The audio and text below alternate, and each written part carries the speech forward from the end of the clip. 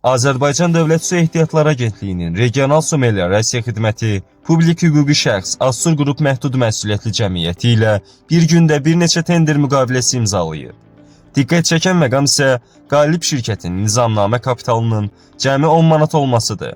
Reallıq TV 32 gün aza istinadən xəbər verir ki, Regional Su Meliorasiya Xidməti ilə Assur Qrup MMC arasında aşağıdakı işlər üzrə müqavilələr bağlanıb.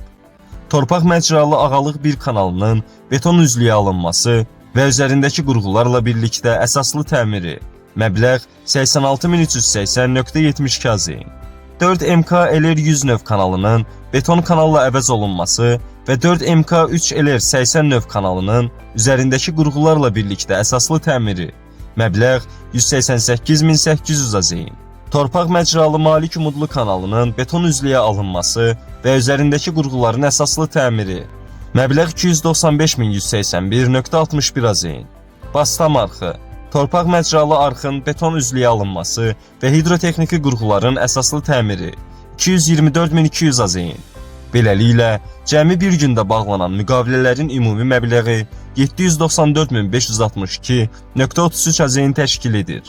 Qeyd edək ki, Assur Qrup MMC-nin nizamnamə kapitalı cəmi 10 manatdır. Şirkətin qanuni təmsilçisi isə Rəşad İmanlı Yasəfoğludur. Bu məbləğdə və texniki baxımdan mürəkkəb layihələrin belə bir şirkətə verilməsi ciddi suallar doğurur.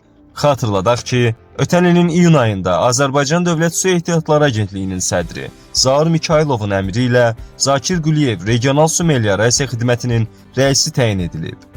Sözügedən tender müqavilələrinin də məhz onun rəhbərliyi dövründə bağlanması diqqətdən yayınmır.